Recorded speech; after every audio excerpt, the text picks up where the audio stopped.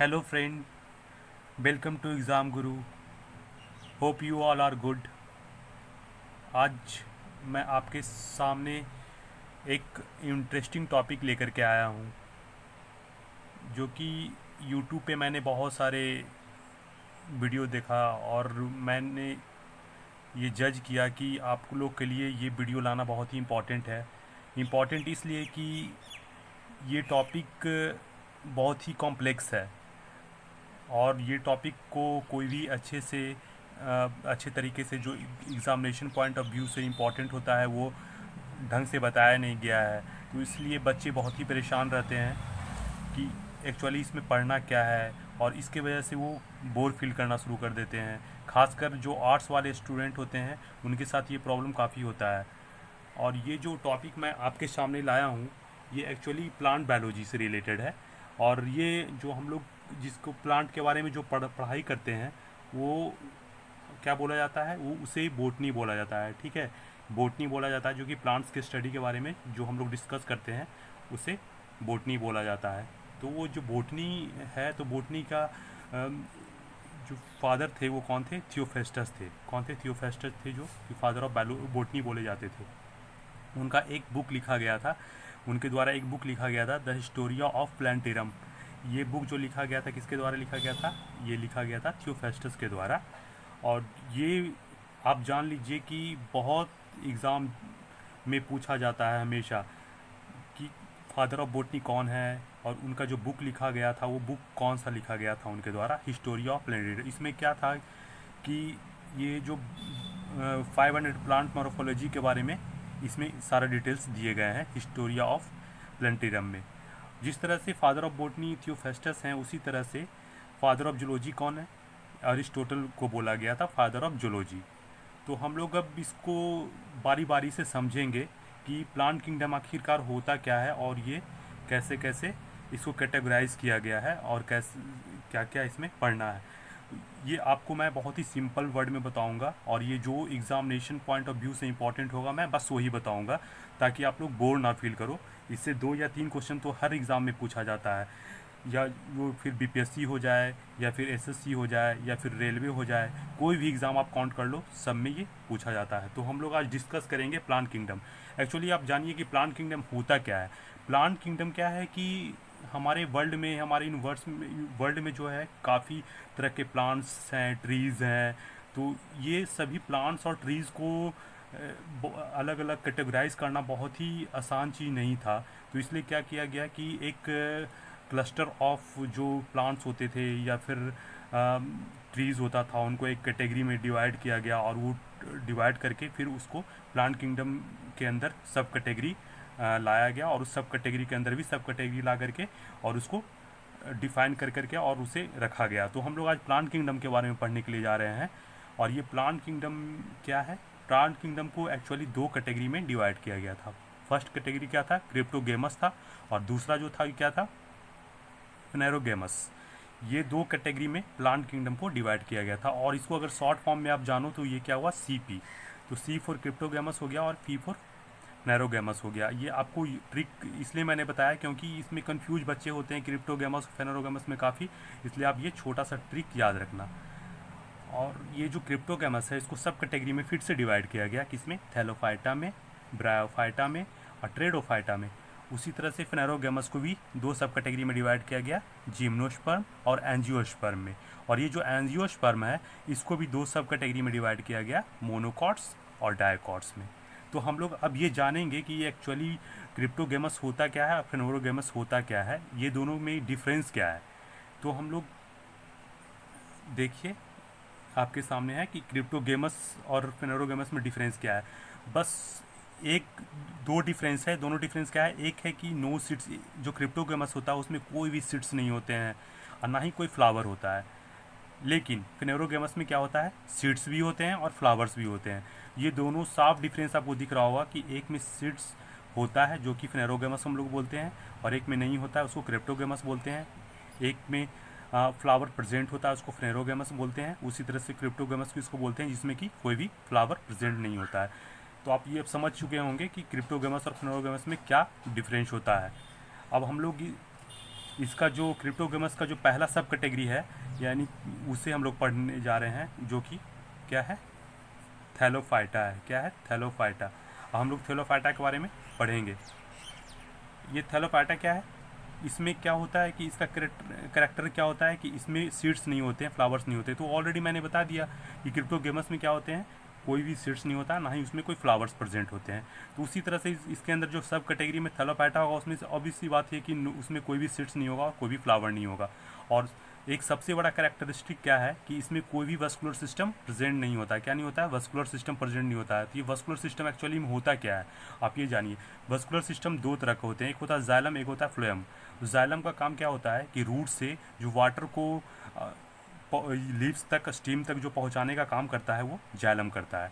उसी तरह से फ्लोएम का काम क्या होता है कि रूट से लेकर के जो भी स्टेम्स हो गए, लीव्स हो गए, कोई भी पार्ट ऑफ जो ट्रीज़ होगा या प्लांट होगा, उसमें पहुंचाने का जो मिनरल पहुंचाया जाएगा, वो फ्लोएम की तरफ पहुंचाया जाएगा। इसलिए आप समझ गए होंगे कि फ्लोएम और जाइलम में क्या डिफरेंस होता है। और ये वस्कुलर सिस्टम इसी को बोलते हैं, जो कि थैलोफाइटा में क्या होता है, एब्सेंट होता है। बहुत ही इंपॉर्टेंट कैरेक्टरिस्टिक है, इसे आप याद रखिएगा। और ये जो थैलोफाइटा का जो बॉडी स्ट्रक्चर होता है, कैसा होता है, थैलस टाइप का होता है। कैसा होता है, थैलस टाइप का होता है। और इसका जो सबसे बेस्ट एग्जांपल क्या है, एल्गे है। एल्गे है क्या, ये आपको छोटा सा वर्ड लग रहा होगा, लेकिन ये एक्चुअली छोटा वर्ड तो है, लेकिन इससे जो क्वेश्चन जो पूछे जाते हैं, काफ़ी बच्चे लोग परेशान रहते हैं कि क्या पढ़ना चाहिए, एल्गी के बारे में क्या नहीं पढ़ना चाहिए। हम आपके सामने कुछ ऐसा पॉइंट लाएंगे जो कि बार बार एग्ज़ाम्स में पूछे जाते हैं, और ये हर एग्ज़ामिनेशन में जो पूछा जाता है, मैं वही पॉइंट आपके सामने लाऊंगा जो कि आपको सारे एग्ज़ाम में बेनिफिशियल होगा। तो हम लोग अब जो दूसरा स्लाइड लाने जा रहे हैं, वो क्या है, एल्गी से रिलेटेड है, जिसके बारे में हम लोग पढ़ेंगे। थोड़ा वेट कीजिए, मैं ला रहा हूँ दूसरा स्लाइड।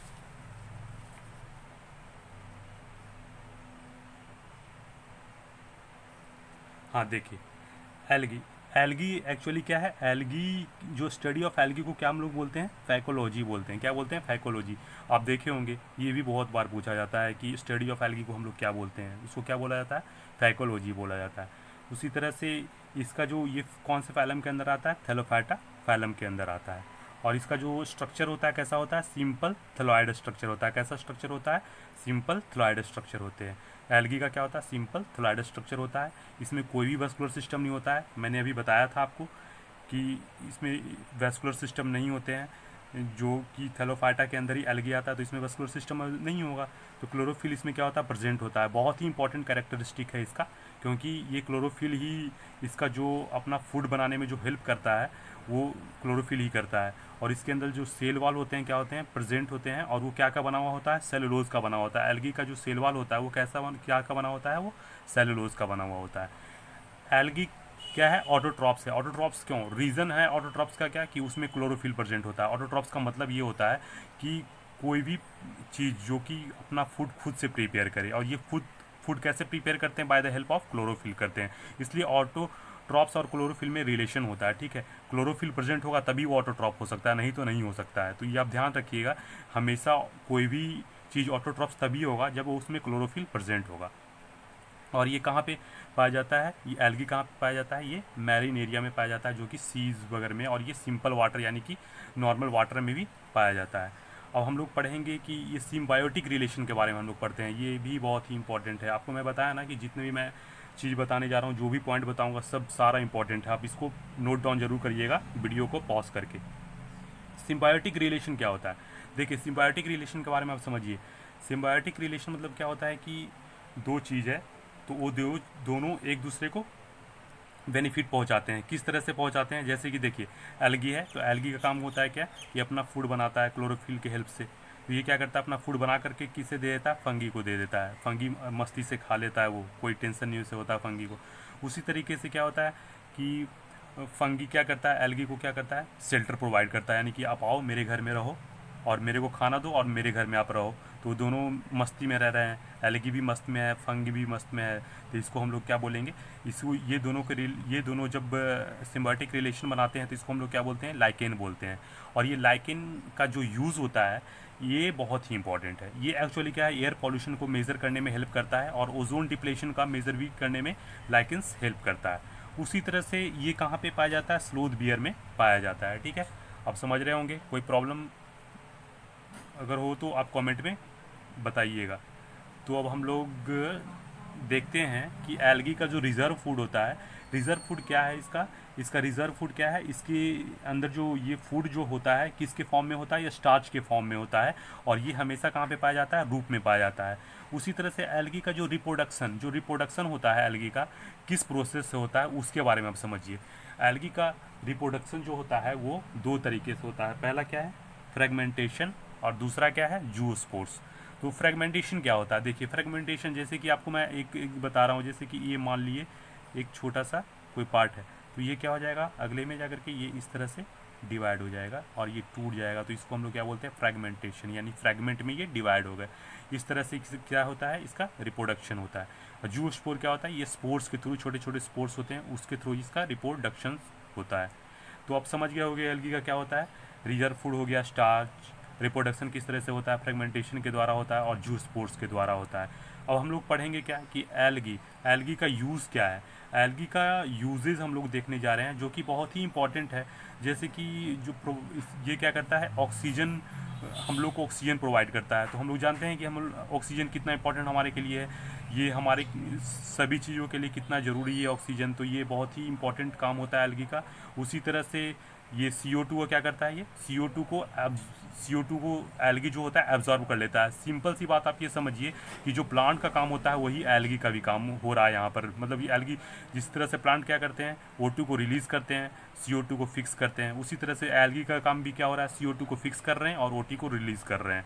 तो ये बहुत ही इंपॉर्टेंट काम है ये एल्गी का। और ये जो एल्गी होता है, ये खाने में, हम जो खाना खाते हैं, कोई खाने का चीज़ होता है, उसमें भी यूज़ किया जाता है। और ये काफ़ी प्रोटीनियस होता है, यानी कि इसमें प्रोटीन्स काफ़ी पाए जाते हैं। एल्गी में क्या होता है, प्रोटीन्स काफ़ी पाए जाते हैं। और एक मैं फैक्ट बताने जा रहा हूँ, जो कि लोग समझते हैं कि जो स्पेस में जाते हैं लोग, स्पेस पर जा कर के स्पेस स्टेशन में जो रहते हैं एस्ट्रोनॉमर, वो क्या करते हैं, वो कैसे क्या खाते हैं, वो हम लोग भी सब जब सोचते थे तो क्या खाते हैं, तो हम लोग लगता था कि भाई क्या खाते हैं। तो ये कुछ नहीं है, ये स्पेस ट्रेवलर जो होता है उनका फूड जो होता है वो क्लोरेला होता है। बहुत सारे चीज़ फूड होते होंगे, लेकिन उसमें से भी एक पार्ट क्या है, क्लोरेला जो है स्पेस ट्रेवल फूड है। तो ठीक है फ्रेंड, मैं बस अभी इतना ही बताता हूँ आपको, क्योंकि आपका इंटरेस्ट इतना ही आप पढ़ो और उसको अच्छे तरीके से रिवीजन करो, बार बार उसे लिखो, समझो। अगर कुछ भी नहीं समझ में आता है तो मेरे कमेंट बॉक्स में आप कुछ जो नहीं समझ में आ रहा वो भेजो कि क्या नहीं समझ में आ रहा है, मेरे को क्या इम्प्रूवमेंट करने की ज़रूरत है। ये कुछ भी हो प्रॉब्लम, आप मेरे को मेरे कमेंट बॉक्स में आप ज़रूर डालो।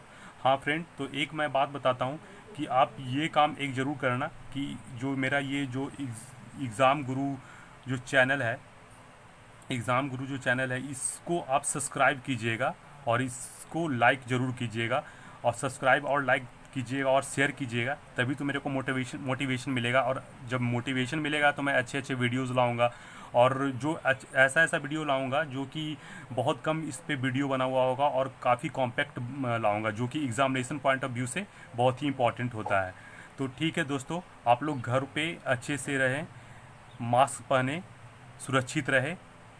और ठीक है फ्रेंड, थैंक यू।